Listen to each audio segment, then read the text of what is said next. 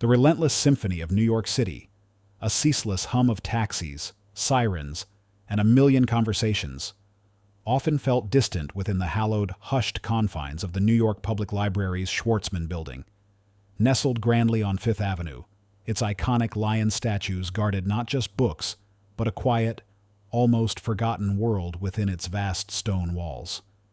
While tourists bustled through its magnificent marble halls, admiring the architecture, a different kind of life unfolded in its deeper recesses.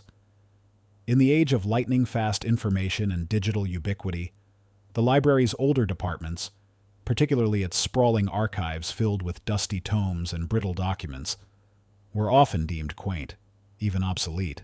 In one such department, tucked away in the labyrinthine stacks of the Rare Manuscripts Division, worked Eleanor Vance. She was a quiet, unassuming librarian, her dark hair often tied in a practical bun, her sensible glasses perched on her nose. Her uniform, a simple cardigan over a modest blouse, blended seamlessly with the muted tones of the archival boxes she meticulously organized. While her younger colleagues embraced the digital revolution, focusing on online databases and ebooks, Ilara remained steadfastly devoted to the tactile world of physical knowledge. She worked in a department filled with the faint, comforting scent of aging paper and leather, a smell she cherished. Here, among the forgotten histories and faded ink, she found her purpose. Though she was often considered outdated and inefficient by modern library administrators, her lunch breaks were a poignant tableau of her quiet dedication. She would find a secluded corner in the vast, echoing silence of the archives, next to a towering stack of oversized, leather-bound folios. The only sound would be the soft rustle of pages as she carefully turned them, her fingers, nimble despite their age, tracing the elegant script of centuries past. She didn't seek company. She found solace in the silent communion with forgotten authors and long-past thoughts. She would meticulously dust each book she encountered, gently smoothing a curled page, her touch conveying a profound reverence for the forgotten knowledge within. Her eyes, often shielded behind her spectacles, held a deep, almost spiritual appreciation for the tangible history she guarded.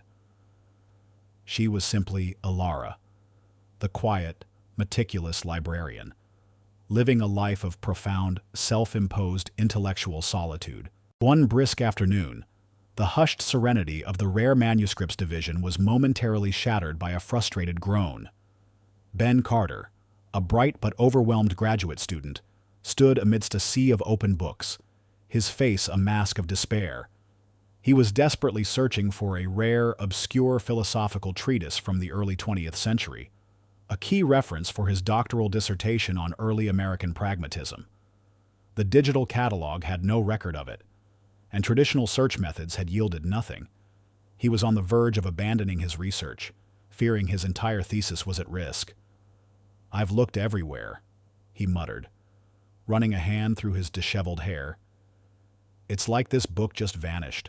Ilara, quietly reshelving a cart of returned documents, overheard his plight. She approached him, her voice soft but surprisingly clear. "The Collected Works of William James, Volume 7. She inquired, her eyes betraying a flicker of knowing. Ben stared at her, astonished. "Yes. How did you know?" "A common oversight," Ilara replied, a faint, almost imperceptible smile touching her lips. "The library reclassified certain early 20th century philosophical texts from American Studies to Transcendentalist movements in the late 1980s. However, due to a clerical error during the manual catalog transfer, Volume 7 of that particular collection was cross-filed under Metaphysics, subsection Epistemological Divergence, Shelf 4B, Row 12 behind the German idealist translations. It's a small, unmarked section, rarely frequented." She then, with a quiet confidence that belied her unassuming demeanor, led him directly to a dusty, almost forgotten corner of the stacks, hidden behind a towering pillar. There, tucked away on a lower shelf, was the exact book Ben had been searching for. Ben gasped, clutching the book like a long-lost treasure. "Thank you. "Thank you so much, you just saved my dissertation," he exclaimed, utterly bewildered by her encyclopedic, almost mystical knowledge of the library's physical labyrinth. He saw it as incredible luck, an uncanny coincidence, rather than a profound demonstration of her unparalleled expertise in archival organization and retrieval. This small act of quiet, selfless assistance was a save-the-cat moment, revealing Elara's inherent kindness and intellectual prowess to a grateful, if bewildered, young scholar, solidifying his future trust in her. Elara often wore a small, antique lapel pin on her cardigan. It was elegantly crafted, shaped like a stylized owl with a tiny, intricate key clutched in its talons. The silver was tarnished with age, its details softened by countless touches. She would often unconsciously rub its smooth, worn surface with her thumb when she was deep in thought, or when navigating a particularly perplexing research query for a patron. This pin was more than just an old trinket. It was a profound link to her past, a quiet symbol of a brilliant career that had ended not in triumph, but in a cloud of misunderstanding and public scorn. It hinted at a legacy of cutting-edge information science, a time when she was known as a legendary information retriever, a human search engine, with an almost supernatural ability to connect disparate pieces of information from obscure, often overlooked, physical sources. She had once worked for a powerful, secretive government agency, unearthing critical data that others had deemed lost forever. However, a major political scandal, years ago, had forced her to retreat from the public eye, her methods deemed unconventional and her findings too disruptive. She had found solace in the quiet anonymity of the library, choosing to serve knowledge in the shadows. This subtle hint, this old pin, was the seed of her mystery, a testament to her unacknowledged genius and the profound, almost prophetic burden of her knowledge, waiting for its time to be fully revealed. Evelyn Reed, the venerable director of the New York Public Library, was one of the very few who knew the truth about Elara. She had been a junior librarian when Elara had vanished from the public eye decades ago, and she had quietly followed the whispers of Elara's extraordinary talent and tragic retreat. When Elara had quietly applied for a simple archivist position years later, Evelyn had recognized the name, seen the subtle fire in her eyes, and offered her the job. Understanding her need for quiet anonymity, but also recognizing the sheer, invaluable talent hidden beneath the humble exterior. She kept Elara's secret fiercely, protecting her from the relentless glare of the information world, believing that her quiet presence, her subtle influence, was a blessing to the library. Evelyn often observed Elara's intense focus on obscure texts, the way her eyes would light up when she found a forgotten footnote, as if deciphering ancient riddles. She also noted the quiet reverence with which Elara handled the small owl and key pin, a fleeting gesture that spoke of something deeply personal and significant. She never questioned Elara directly about her past, but a quiet understanding passed between them, a shared secret that would soon be revealed. Elara's life outside the library, though simple, was entirely centered around her unwavering devotion to knowledge. Her small apartment was filled with books, maps, and ancient documents, each carefully cataloged and cross-referenced in her own unique system. She devoured new research papers on archival science, not for career advancement, but for the sheer intellectual challenge. She understood the intricate networks of information, the delicate threads that connected seemingly unrelated facts, with an innate clarity that few ever attained. She lived and breathed data, not as a digital analyst, but as a silent, analytical master of information retrieval, seeing patterns where others saw only chaos. Yet, despite her profound understanding and hidden talent, Elara chose to remain in the background. Her role as a librarian was humble, but it offered her unparalleled access to the vast repositories of human knowledge, a front-row seat to the intricate ballet of information. She valued the anonymity, the freedom to observe without the pressure of public performance or the burden of expectation. She had learned, through unspoken personal tragedy, the perils of a life lived in the glare of the spotlight, of expectations that could crush a soul. She found a quiet satisfaction in her unseen contributions, in the silent knowledge that she understood the world of information at a level few others could. But as the library faced budget cuts, as whispers of mass digitization and the elimination of physical collections grew louder, a deep-seated unease began to stir within her. The very essence of what she held sacred, the tangible legacy of human thought, was threatened. She saw the flaws in a purely digital future, the potential for lost information, and the growing short-sightedness of modern efficiency. She wanted to help, to offer solutions, but the thought of speaking up, of breaking her self-imposed silence, was a terrifying prospect. The quiet before the storm was beautiful, safe, but the distant rumble of thunder was growing louder, threatening to shatter her carefully constructed world of observation. And when that storm broke, Alara knew, with a certainty that chilled her to the bone, that her silence might no longer be an option. The revered New York Public Library, an enduring bastion of knowledge, found itself squarely in the crosshairs of a modern existential threat: severe budget cuts. Public funding, once a steady stream, had dwindled to a trickle, forcing the venerable institution to contemplate radical, often painful, changes. Amidst this fiscal crisis, a bold, seemingly innovative proposal emerged. Championed by a rising star in the tech world, the complete digitization of the library's entire physical archive. The idea was seductive in its promise of efficiency and cost-saving: eliminate redundant physical collections, convert everything to digital formats, and drastically reduce the need for vast, expensive storage spaces and the personnel to manage them. This ambitious, and to some alarming vision was articulated by Ethan Vance, the charismatic, fiercely ambitious CEO of Innovate Now, a tech company known for its disruptive, often aggressive approach to technological advancement.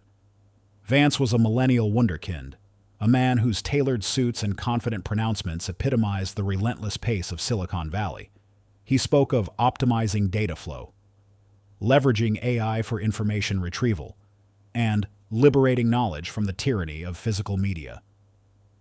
He saw traditional research methods, the quiet rustle of pages, the painstaking search through dusty indexes, as archaic relics, inefficient vestiges of a bygone era. To him, the very concept of a physical archive, guarded by librarians like Alara, was outdated and an ineffective use of resources.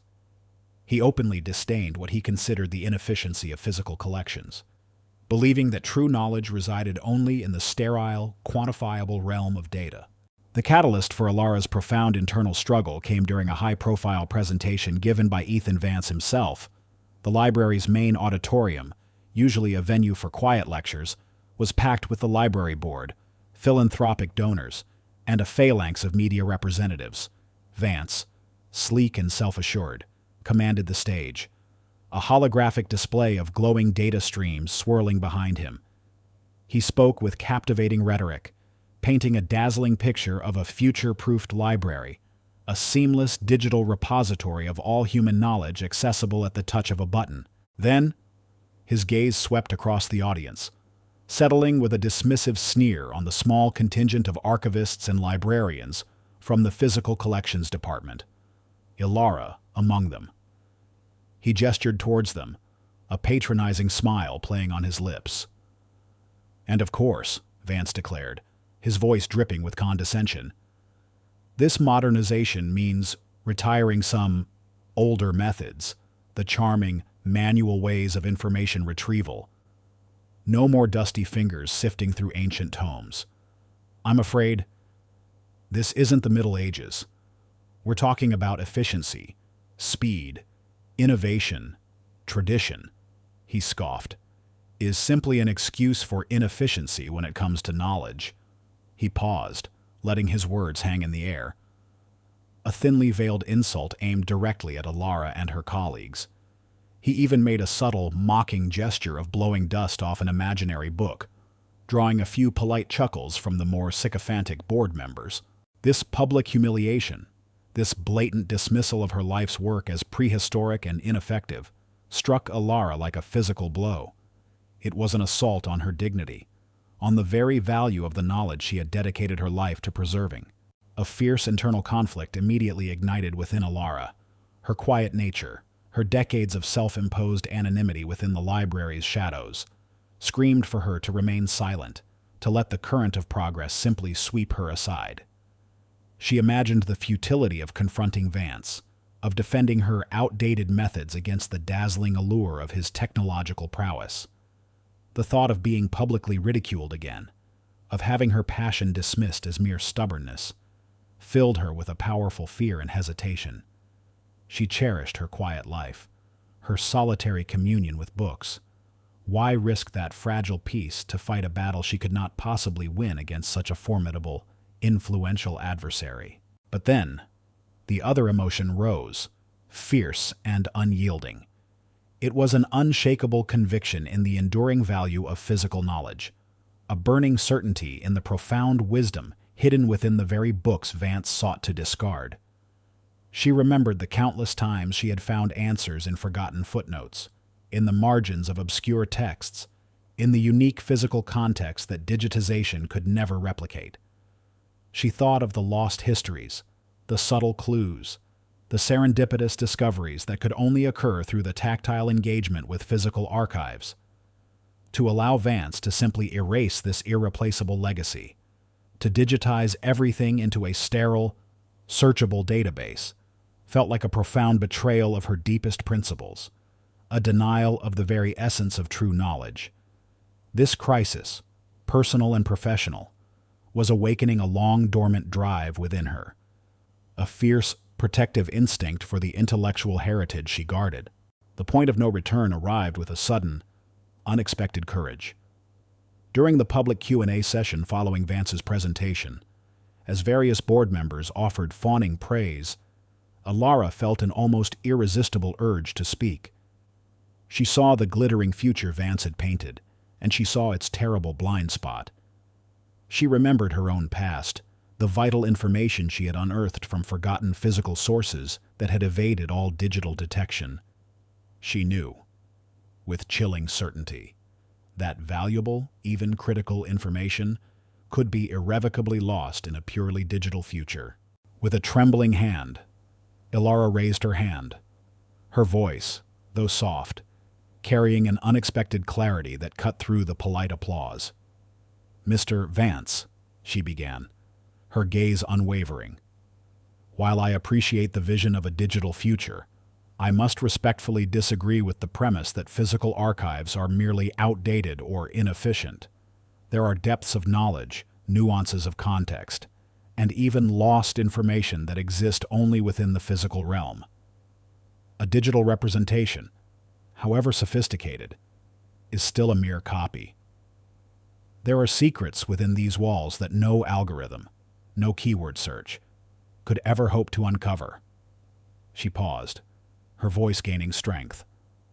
"These books, these documents, they are not just paper and ink.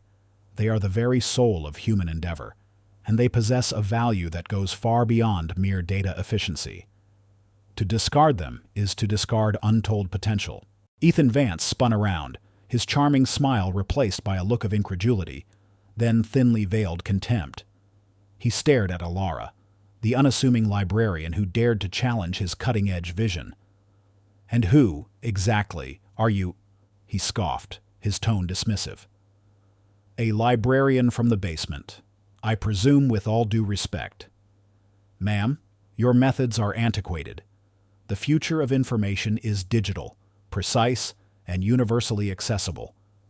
The idea that a lost patent or a critical piece of data could be hidden in some dusty old book, undiscovered by our advanced algorithms and vast digital databases, it's frankly ludicrous. We have the most powerful search engines in the world. What could possibly evade them?" His words were laced with thinly veiled contempt, a public challenge to Alara's competence and the very foundation of her beliefs. This blatant dismissal, this profound arrogance, solidified Alara's resolve. The insult was a fresh wound, but it also fueled her defiance. He had called her methods antiquated, dismissed her entire world as ludicrous. He had challenged the very premise of her deepest convictions. She knew then, with a chilling certainty, that she could not back down. The fight was not just for the library's archives. It was for the very soul of knowledge, for the enduring power of human intellect over technological hubris. From that moment, Elara Vance was no longer just the quiet librarian. She was a guardian of forgotten wisdom, a defiant sentinel standing against a tide of digital dismissiveness, willing to fight for her truth, for her books, for the very essence of discovery, the public debate, the inevitable ridicule. She would face it all. There was no turning back. Ethan Vance, his confidence unshaken by Elara's quiet defiance, continued his public campaign to dismiss her and her outdated methods. He publicly scoffed at her defense of physical archives, often repeating his line about the ludicrous idea of a critical patent hidden in a dusty old book. He used his considerable influence in tech media to subtly mock the library's resistance to progress, painting Elara as a stubborn relic. To him, she was merely an inconvenient obstacle, easily swept aside by the tide of technological advancement. He was an antagonist defined by arrogance and a profound underestimation of anything outside his digital domain. However, not everyone in the library's orbit shared Vance's dismissive view.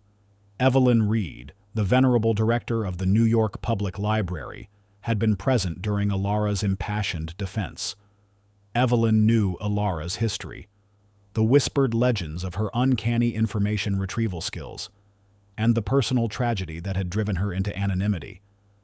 She had deliberately hired Elara years ago, recognizing her profound, almost intuitive connection to physical archives. Evelyn saw the flicker of defiance in Elara's eyes, the quiet strength that belied her unassuming exterior.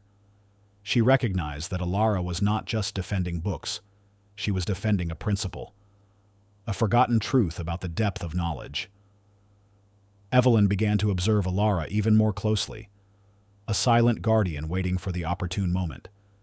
She was Elara's primary helper, a powerful ally who believed in her deeply. The opportunity for Elara's unveiling arose from an unexpected source, a highly publicized, multi-billion-dollar patent infringement lawsuit. Etheria Tech, a colossal technology conglomerate and a bitter rival of Innovate Now, was facing a crippling judgment. They stood accused of infringing upon a foundational software patent held by a small, defunct startup from the 1950s. The patent in question, crucial to the lawsuit, had seemingly vanished from all digital databases.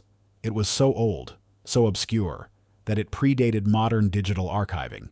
Without it, Etheria Tech would face financial ruin, and the entire tech sector would be shaken. Ethan Vance, ever the opportunist, saw this as a chance to further showcase Innovate Now's supposed superiority and to publicly humiliate Etheria Tech.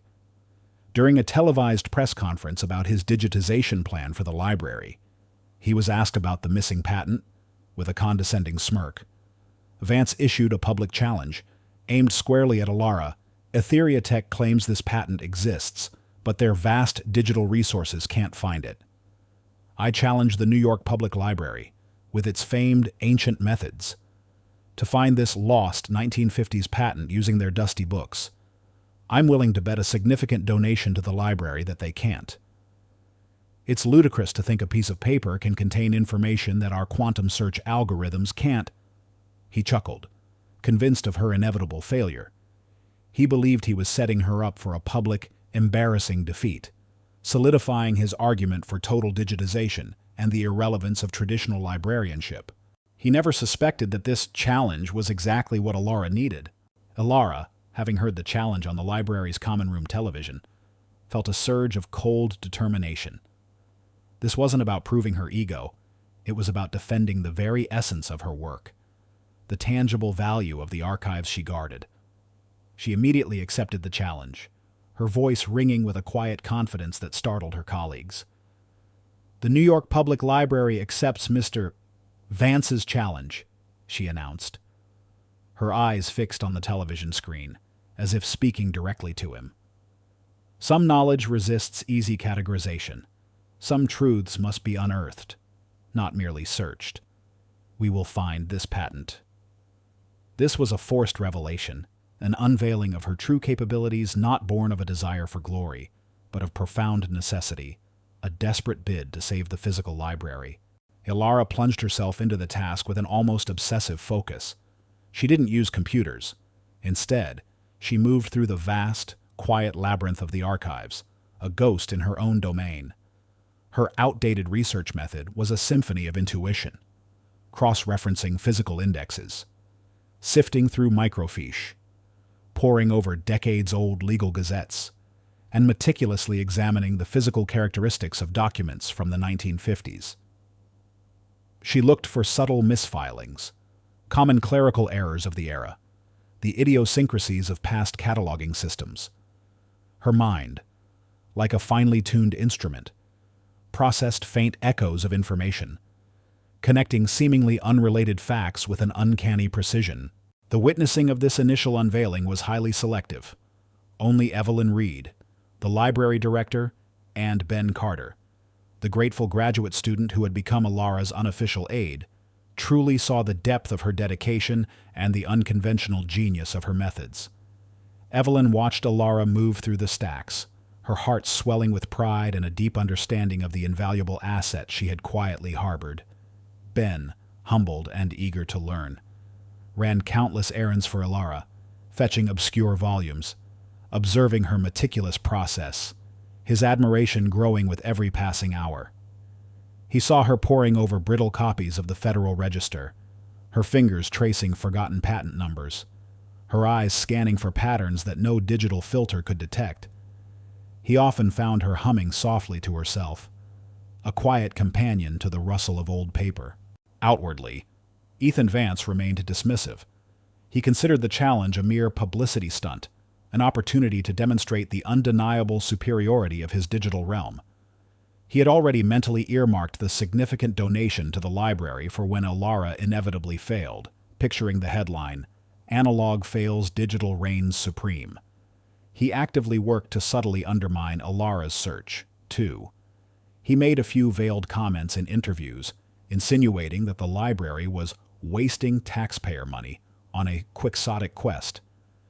He even sent a sarcastic, highly publicized gift of a brand new, high-speed digital scanner to the library, a blatant taunt disguised as philanthropy. He also quietly ensured that Etheria Tech, desperate and distracted by their lawsuit, would not cooperate with Eleanor by releasing any internal, classified historical data they might possess, making her search even harder. He was confident of her failure, never suspecting that the very outdated methods he scorned were precisely what would lead to his ultimate downfall. He saw Eleanor as a quaint, insignificant opponent, unaware that she was a legendary information retriever about to unearth a truth that would shatter his entire empire. The weight of expectation in the New York Public Library's hallowed halls was a palpable force, thick with the scent of old paper and growing anxiety. The impending deadline for the Etheria Tech patent lawsuit loomed like a guillotine. If the elusive 1950s patent wasn't found, Etheria faced a crippling judgment, potentially altering the landscape of the tech industry. For the library, the stakes were equally high. Ethan Vance's public challenge, his constant sneering about outdated methods, had turned the search into a very public referendum on the value of traditional archives versus digital supremacy. If Eleanor Vance failed, his plan to digitize and dismantle the physical collections would gain unstoppable momentum, effectively erasing the very world she so passionately protected. The arena for this ultimate test was not a flashy boardroom or a court of law, but the very heart of the New York Public Library itself, the sprawling, silent, rare manuscripts division, and its labyrinthine archival stacks. This was Eleanor's domain, a place of quiet reverence that was now transformed into a battlefield of wits and wills. Every dust motes dancing in the sunbeams, every whisper of a turning page, felt charged with the immense pressure of the moment. This was where her life's devotion would either be vindicated or rendered utterly irrelevant. Ethan Vance, ever the showman, ensured the pressure mounted relentlessly. He made highly publicized visits to the library, bringing along cameras and offering condescending encouragement to the visibly strained staff. He would publicly lament the slow pace of analog research, contrasting it with the instantaneous efficiency of digital searches, always with a thinly veiled jab at Eleanor. He even took to social media, posting sarcastic updates like, "Day Doppler X of the Great Patent Hunt. Still no sign of that lost patent in the dusty depths. Maybe we should just Google it. Future of knowledge. Digital or die." His aim was clear: to publicly humiliate Eleanor and, by extension, the entire concept of traditional librarianship, ensuring that his digitization plan would be unopposed. The hero's solitude was never more acutely felt. Eleanor plunged deeper into the archives, becoming a ghost among the towering shelves. She worked tirelessly, fueled by strong black coffee and an unwavering conviction. Her methods were painstaking, a delicate dance of intuition, historical knowledge, and meticulous physical examination. She wasn't searching for keywords. She was searching for patterns, for the subtle quirks of human error, the forgotten classifications, the idiosyncratic filing habits of long-dead archivists. She cross-referenced old newspaper classifieds with patent office records from the 1950s, examined obscure industry newsletters that hadn't been digitized, and even looked at the physical properties of paper from that era, seeking watermarks or ink types that might provide a clue. Despite Evelyn Reed's unwavering faith and Ben Carter's eager assistance, Eleanor was fundamentally alone in this intellectual quest. Evelyn, as library director, found her hands tied by the political maneuvering of the board, some of whom were already swayed by Vance's persuasive arguments for cost-cutting. She could offer moral support and discreetly grant Eleanor unlimited access to the archives, but she couldn't intervene directly in the research process. Ben, though a brilliant researcher in his own right, lacked Eleanor's profound, almost innate understanding of the physical archive's hidden logic. He would bring her endless carts of documents, microfilms, and rare books, watching in silent awe as she sifted through them, her concentration absolute, her method a mystery to him. He felt the immense pressure bearing down on her, the weight of the library's future resting solely on her shoulders, and he could only offer quiet support, a silent cheer from the sidelines. The time pressure was relentless, a ticking bomb threatening to shatter the very foundations of the library. The Etheria Tech lawsuit had a hard deadline. 2 days left until the final hearing. Blared a headline on a discarded newspaper in the staff lounge. Etheria faces $500 Mears judgment. Each hour that passed, each page Eleanor turned, brought them closer to the precipice. The financial implications for Etheria were catastrophic, but for the library, it meant the likely end of its traditional role, the transformation into a mere digital data center. Eleanor felt the weight of it all. She remembered the dismissive chuckles from her colleagues, the patronizing smiles of administrators who viewed her department as an expensive anachronism. She saw the faces of the young researchers, like Ben, who still came to the physical library, drawn by the unique tactile experience of discovery. She thought of the countless forgotten voices, the lost stories, the unseen innovations that lay buried in the analog depths she guarded.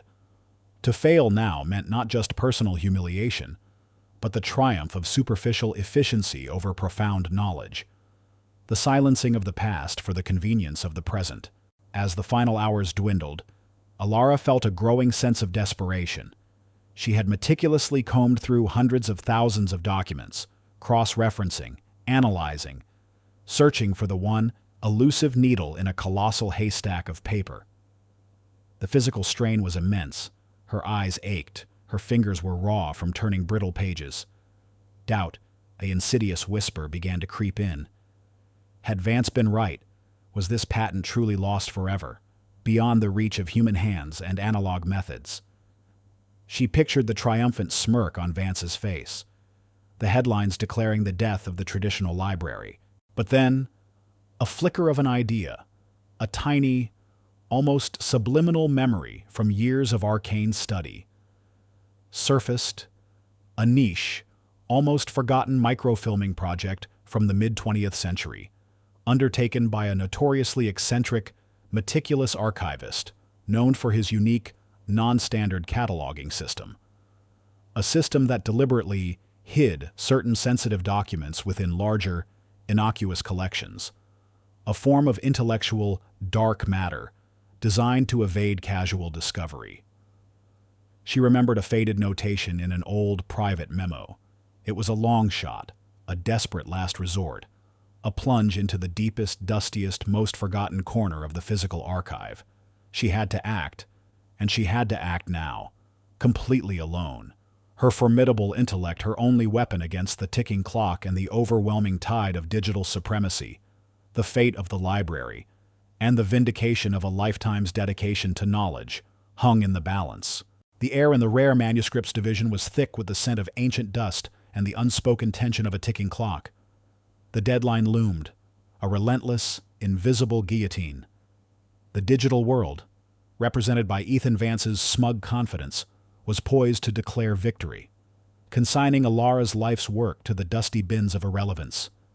Her eyes, burning with exhaustion, darted across faded microfiche. Her fingers, raw from turning countless brittle pages, trembled slightly. Doubt, a venomous serpent, whispered in her ear. What if he's right? What if it truly is lost? Then, a flicker. A faint, almost imperceptible memory from a decades-old internal library memo. A note from a notoriously eccentric archivist from the 1950s. A man known for his unorthodox intellectual dark matter filing system.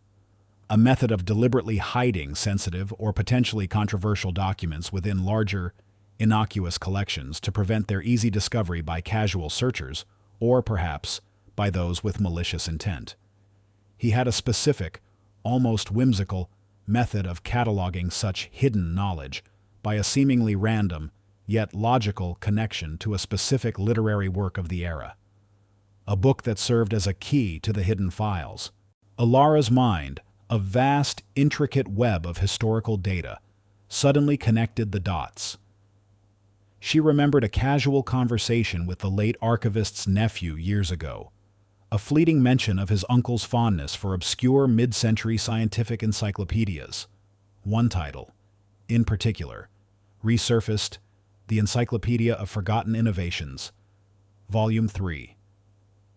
It was a long shot, a desperate, almost insane leap of faith based on a whim and an obscure, long-dead librarian's eccentricities. She raced through the labyrinthine stacks, her steps echoing in the hushed silence. She found the specific shelf, tucked away in a dimly lit corner, a row of unassuming, beige-bound encyclopedias from the 1950s. She pulled out Volume 3, its cover worn, its pages stiff with age. Her heart hammered against her ribs. This was it. This was the bated breath moment. With trembling fingers, Alara carefully opened the heavy volume. She didn't search the text. Instead, her eyes, guided by an instinct honed over decades, went straight to the spine of the book itself, then to the very last page. She felt a slight, almost imperceptible bulge in the spine, a subtle abnormality that no digital scanner would ever detect. She gently, meticulously, peeled back the last page, revealing a cleverly concealed, narrow compartment within the binding. And there, tucked away, carefully rolled and protected, was a single, aged document. It was a faded, official-looking paper, yellowed with time. She carefully unrolled it, her breath catching in her throat. Her eyes scanned the archaic typeface, the formal language. And then, her gaze locked onto the title, Patent No. 2 987654 Universal Data Stream Compression Algorithm. Below it, the names, inventor Elias Thorne. Date issued, October 17, 1957. It was the missing patent. The very patent Ethan Vance had declared non-existent, the one that would invalidate his entire company. Her gaze then snapped to a specific, critical detail within the patent's dense technical specifications, a small, almost innocuous diagram of a recursive compression method, an intricate visual representation of a data processing sequence. Her mind, instantly cross-referencing, connected it directly to the core technology of Innovate Now. Ethan Vance's company. It was a mirror image, a direct conceptual lineage. The proof was irrefutable. Ethan Vance's groundbreaking innovation was, in fact, a direct infringement on a long-lost, publicly filed patent. The revelation hit her with a wave of triumph and profound vindication. She clutched the document, her hands shaking, not from exhaustion, but from the sheer magnitude of the discovery. She then, with the patent clutched tightly in her hand, made her way to the library board meeting, where Ethan Vance was poised to deliver his final, triumphant pitch for digitization. As she entered the hallowed boardroom, a hushed anticipation filled the air. Ethan Vance, sleek and self-assured, stood before the board, a confident smirk on his face. He was just about to conclude his presentation, about to celebrate the perceived failure of outdated methods. "And so, ladies and gentlemen," Vance declared, gesturing dismissively towards a chart showing the inefficiency of physical archives. The complete absence of this lost patent from any physical search conclusively proves that traditional methods are relics. We must embrace the future. We must digitize. We must eliminate the superfluous. He paused, his gaze sweeping over the board, then, with a confident sneer, rested on Alara, who stood quietly at the back of the room. Then, a voice, soft but clear, cut through the quiet confidence of Vance's voice. "Mr. Vance," Alara said, her voice resonating with an unexpected authority.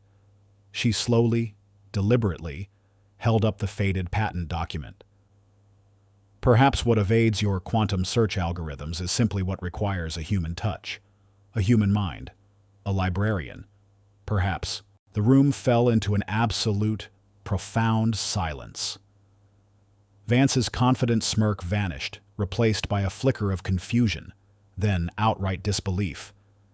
He stared at the document in Alara's hand, then at Alara, then back at the document, his eyes wide with dawning horror. The reactions of the witnesses were immediate and seismic. Ethan Vance, the Type A antagonist, visibly staggered backward, his face draining of all color, his jaw dropping in a mixture of shock, rage, and a terrifying dawning realization. His entire corporate empire, his meticulously crafted image of innovative genius, was collapsing before his eyes. Brought down by an old book and a quiet librarian, he began to stammer. That's impossible. That patent doesn't exist." His eyes darted around the room, desperate, trapped. The board members, initially bewildered, then curious, then utterly stunned, erupted into a cacophony of gasps, murmurs, and astonished whispers. Their faces, which had been a study in polite indifference or guarded interest, transformed into expressions of profound shock, then to a collective, surging wave of awe and vindication. From skepticism and a cynical acceptance of progress, their faces contorted into stunned amazement, then to burgeoning, almost delirious, admiration for Alara. They saw not just a patent, but a profound act of intellectual heroism. The truth was fully revealed. Evelyn Reed, the library director, tears of pride welling in her eyes, stepped forward, her voice ringing with triumphant clarity. "Ladies and gentlemen, this is not just a lost patent. This is a monumental discovery that confirms the enduring, irreplaceable value of our physical archives. And it was found by the very person Mr. Vance chose to mock, using the very methods he declared outdated." She then turned to Alara, a profound smile on her face. "Allow me to introduce you all to the extraordinary woman who just saved not only Etheria Tech from an unjust lawsuit, but also this library from a disastrous fate, Alara Vance." A stunned silence filled the room again, followed by a thunderous ovation. Evelyn continued, her voice resonating with deep admiration. "Alara Vance is not just a librarian. She is a legendary information retriever, a master of obscure archives, a brilliant mind who, years ago, worked for a top-secret government agency, unearthing critical historical documents that had eluded all other forms of search. She has an uncanny, almost intuitive ability to connect disparate pieces of information, to find the needle in the haystack, a skill that earned her the moniker the Oracle of Archives before she quietly retreated from the public eye. She chose to work here, in the quiet dignity of our stacks, preserving knowledge. And today, she has proven, beyond a shadow of a doubt, that true knowledge, real discovery, often lies beyond the reach of mere algorithms and digital convenience. The revelation struck Ethan Vance like a physical blow. He stood frozen, his face a mask of utter defeat and profound, agonizing shame. The outdated librarian he had so publicly belittled was not merely a librarian, but an information genius, a living legend who had just dismantled his entire company. Every mocking laugh, every condescending remark, every attempt at sabotage now echoed back at him, exposing his own colossal arrogance and profound ignorance. The vindication for Alara, now revealed as the true Oracle of Archives, was absolute, dazzling, and utterly devastating for the tech CEO who had dared to scorn the power of genuine intellect. The quiet librarian had not just saved a library, she had reclaimed her legacy, her dignity, and her rightful place as an indispensable guardian of truth. The seismic shockwave unleashed by Alara Vance's revelation in the New York Public Library's boardroom reverberated through the tech world and beyond. News of the outdated librarian unearthing a lost patent that invalidated a multi-billion-dollar tech company dominated headlines. It was a story tailor-made for public consumption, the quiet triumph of intellect over arrogance. A profound vindication of traditional knowledge in the face of digital hubris. The very foundations of information science, once thought settled, were now being dramatically re-examined. Ethan Vance's downfall, as the Type A antagonist, was swift, public, and utterly devastating, a direct consequence of his arrogance and hubris. The lost patent, now irrefutably confirmed and publicly revealed by Alara, became the centerpiece of a colossal patent infringement lawsuit against Innovate Now. Etheria Tech, now saved from ruin, launched a countersuit for damages, while other tech companies, whose innovations had been stifled by Innovate Now's aggressive patenting, joined in. Vance's carefully cultivated image as a visionary CEO shattered, replaced by the ugly caricature of a fraudulent, exploitative opportunist. His company, Innovate Now, was forced into bankruptcy, its assets seized to pay for the massive legal judgments and fines. Vance himself faced multiple counts of corporate fraud and intellectual property theft. He lost his entire fortune, his reputation irrevocably destroyed, and ultimately faced a lengthy prison sentence, his name becoming synonymous with arrogance and corporate deceit. His fate was precisely commensurate with his actions he had sought to invalidate.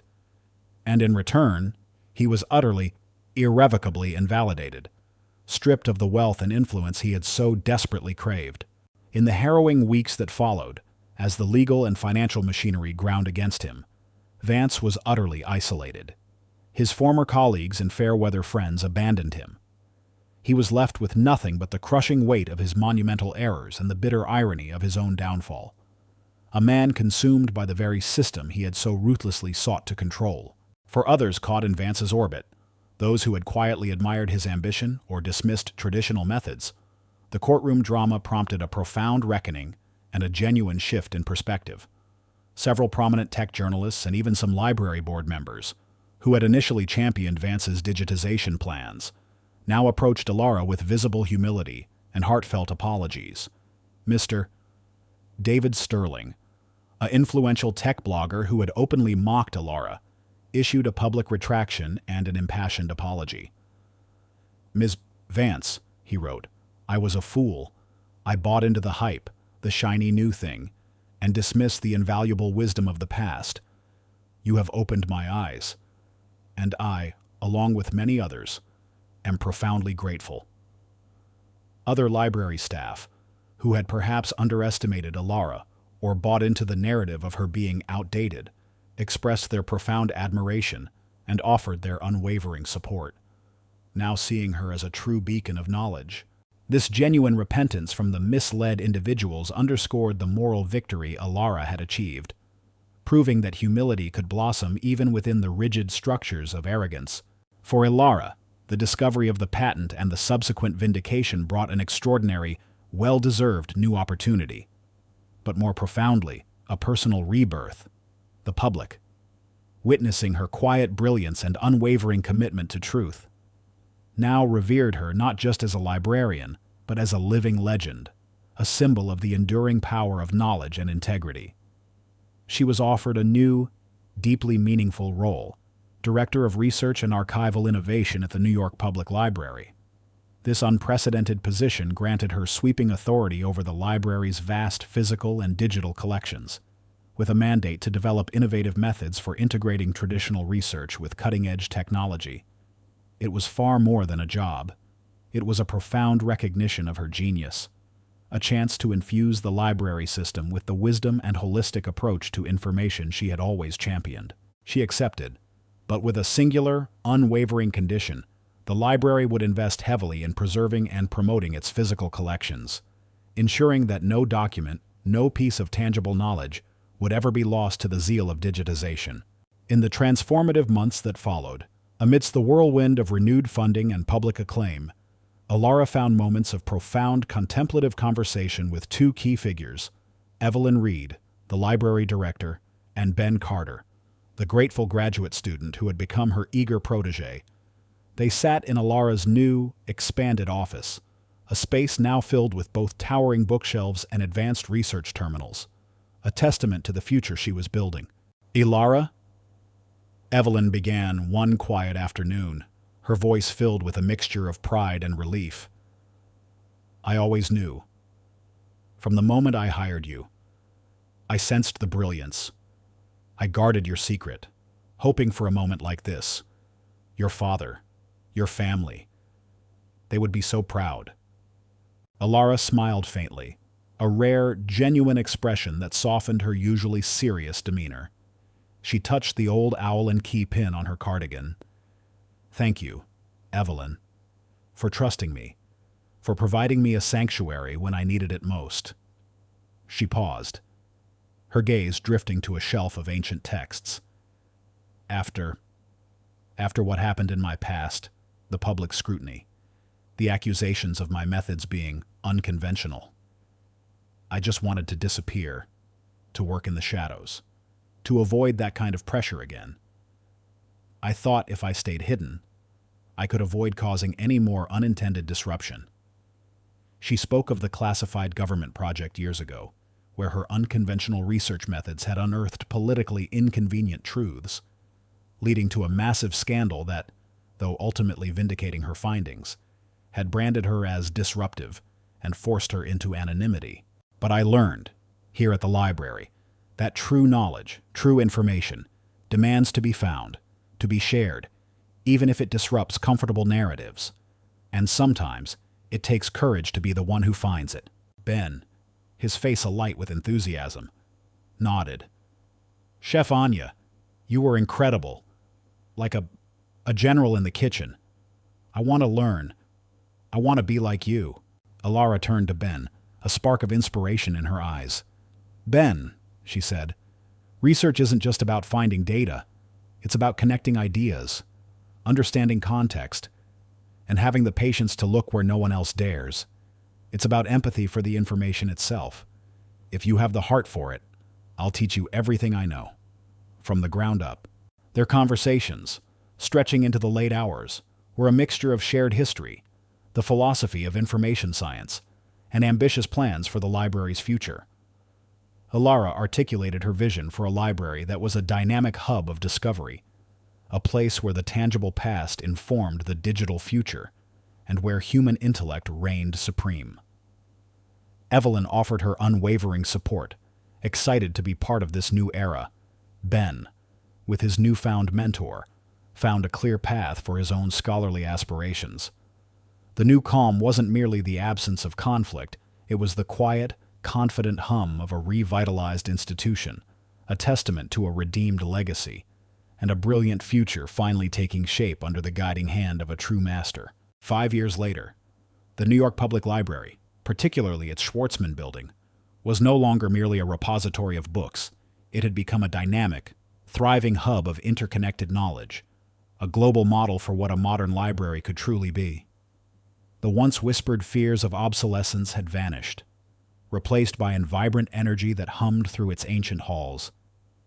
Under the visionary leadership of Eleanor Vance, the library had masterfully blended the profound wisdom of its physical archives with cutting-edge digital innovation, proving that true progress lay in synthesis, not in elimination. Eleanor, once the quiet, overlooked librarian, was now a celebrated luminary in the fields of information science and archival preservation.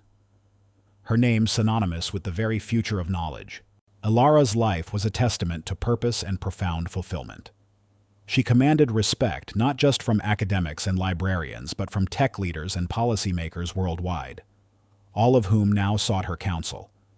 She frequently keynoted conferences, advocating for digital ethics, the importance of primary source material, and the critical role of human intuition in the age of AI. Her work wasn't just about preserving the past, it was about shaping a future where information served humanity, not merely profit. She found immense satisfaction in the tangible impact of her work, seeing the library thrive, knowing that countless researchers and students now benefited from the holistic approach to knowledge she had pioneered. True to her core belief in paying it forward, Eleanor established the Owl and Key Foundation, a robust nonprofit dedicated to nurturing the next generation of information retrievers. The foundation provided generous scholarships for students pursuing degrees in archival science, library studies, and interdisciplinary research, with a special emphasis on those passionate about preserving and exploring physical collections. It funded innovative projects that combined traditional sleuthing with modern data analysis, demonstrating that the two approaches were complementary, not adversarial. Eleanor personally mentored many of these young scholars, sharing her unique methodologies and instilling in them a deep reverence for the subtle clues hidden within forgotten texts. She often led archival adventure workshops for high school students, transforming dry historical research into thrilling quests for hidden truths, inspiring countless young minds to see the library not as a dusty relic, but as a gateway to endless discovery. Her ultimate goal was to cultivate a generation that understood that the most profound insights often lay beyond the easily searchable, requiring patience, intuition, and a profound connection to the physical world of knowledge. Evelyn Reed, the library director, now a venerable figure in the global library community, often looked upon Eleanor with immense pride. Their shared secret, once a quiet bond, had blossomed into a public triumph, cementing Eclat's reputation as a bastion of intellectual courage. And Ben Carter, the once desperate graduate student, had flourished under Eleanor's mentorship. He was now a renowned data scientist, his work at a leading tech firm focusing on ethical AI development and information accessibility. He served on the board of the Owl and Key Foundation, lending his cutting-edge technical expertise to ensure the foundation's initiatives were both robust and future-proof. He frequently collaborated with Eleanor, helping to bridge the gap between the digital and the analog worlds, a living testament to the transformative power of her methods and the profound impact of a quiet act of kindness. The story culminates in a powerful, iconic final image. It's a tranquil, golden afternoon within the Rosemain Reading Room of the New York Public Library. Sunlight streams through the grand arched windows, illuminating the vast, silent space. Eleanor Vance sits at a polished oak table, not behind a desk, but among a small group of young students and researchers from the Owl and Key Foundation. She's poring over a meticulously restored, large-format historical atlas, her finger tracing a forgotten trade route. She smiles, a gentle, knowing warmth in her eyes, as she points out a subtle detail in a faded map to an eager young student. Around her neck, gleaming softly in the sunlight, is her old, cherished silver pin, the intricate owl holding a key. It is worn smooth from countless touches, a tangible link to her past, a silent testament to her journey from obscurity to global recognition. The scent of old paper and polished wood fills the air, a comforting aroma. The library, under her guidance, is not just a repository, it's a living, breathing organism of discovery. The image captures a profound legacy, the wisdom of the past, safeguarded by diligence and intuition, being lovingly passed on to a future generation. It is a testament to the enduring power of true knowledge, found not just in algorithms and databases, but in the quiet wisdom of human connection and the timeless value of what lies within the pages of a book. If this story stirred your heart, if it reminds you that courage can alter destinies and that light always finds a path even in the deepest darkness, please leave a comment. Share this story with those who need inspiration. Like, subscribe, and hit the bell to never miss our upcoming stories.